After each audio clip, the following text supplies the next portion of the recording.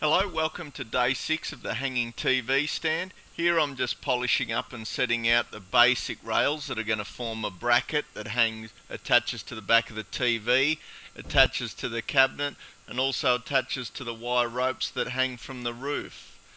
So it's a fairly basic setup, but we got it done.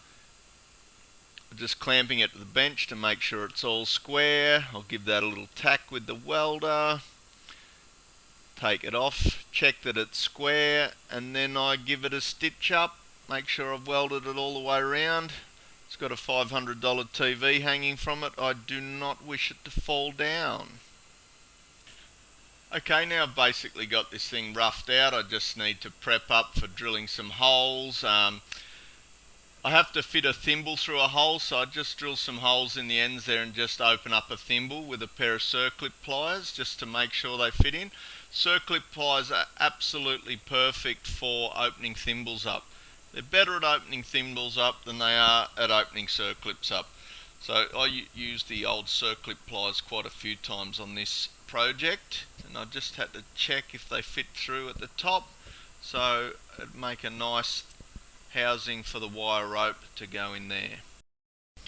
Okay, so the next stage is drilling these 4 holes on the base plates. That's what the big bugle screws go through into the cabinet. And then at the tops of the bracket here I need to drill quite a big hole to get the thimble through for the wire rope. Now my bigger drill bits were blunt, so I had to get out my Ferrex tool sharpener, which I've made a video about earlier. It does, contrary to popular belief, do up to a 13mm drill bit. So I'm just giving a little spin here, tune up my drill bits so I can get these last couple of holes enlarged. And it did it very successfully, money saved. Okay, I just took this inside and had a look at it against the TV and found out that my underside horizontal rail was too high. It didn't match the Vista mounts on the back of the TV, so I've just added an extra rail here, bit of extra strength, a bit of an extra rail, but if I put a smaller TV on, that other rail should be perfect. Alright, so I've just set the cabinet up on some bricks just to get it in the room, see where I want it, get it aligned with the middle of the room, get it as far off the wall as is practical, because it will swing with the wind and I don't want it to bash against the wall if I can possibly avoid it. And I don't want it to be hanging out in the middle of the room. So I got what I felt was right, did the measurements, then got up and drilled some holes into the gyprock, and into those holes I will place some stainless steel eye bolts, and I'll have to put a bracket up inside the roof to give that some extra strength.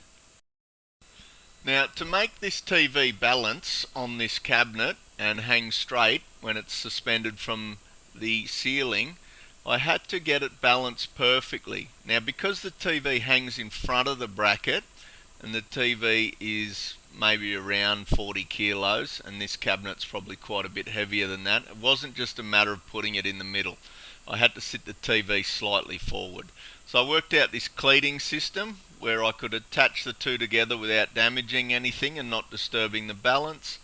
And I put some tape on there, which was a bit of a mistake because it damaged the paint a bit, and I was able to work out the balance points pretty much perfectly. So there you go, I hung the bracket up, gave it a final polish and paint, and as you can see I've got the holes drilled in the horizontals there that match the Vista mounts.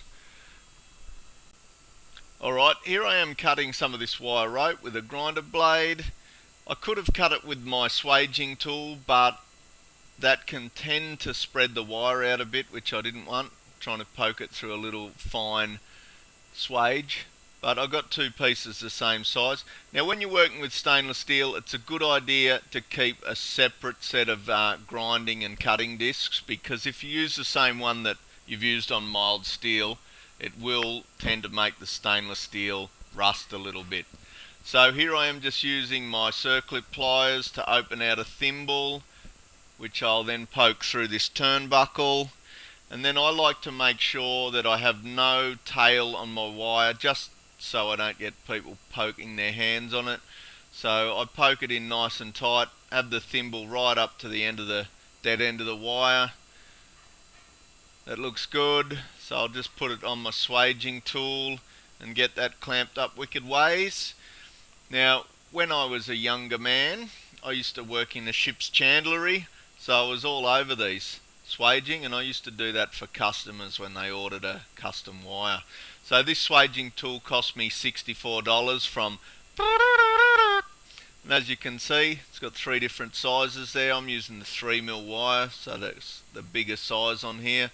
So it's just a matter of getting it in, making sure your thing doesn't move.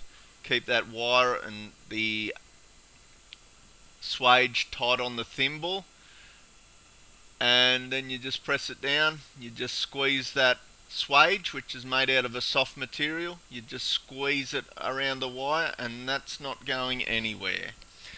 It's that simple. So you lock it down one side, and then you can give it a couple more presses just to tidy up.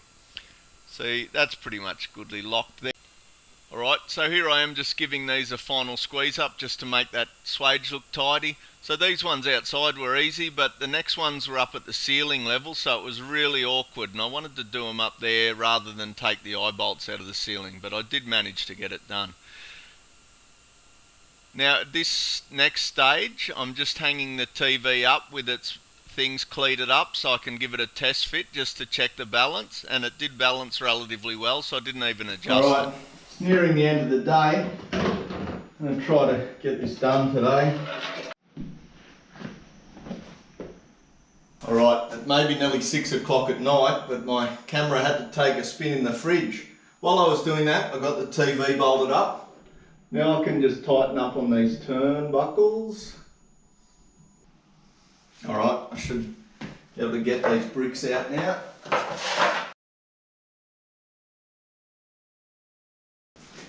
Alright, let's just put the level on it. That's good. That's no good. TV has to come up. There's the hanging TV stand finished. I wonder how it's going to go in the wind, because it can touch the wall when it swings. But there is a little bit of damage to the paint here, which I'll have to just get in and touch that up. I have sanded it, so it can all be done in situ. And I'm pretty happy with that. Just got to clean up the finger marks up there. Then it's all done. Beautiful work. Thanks for joining me.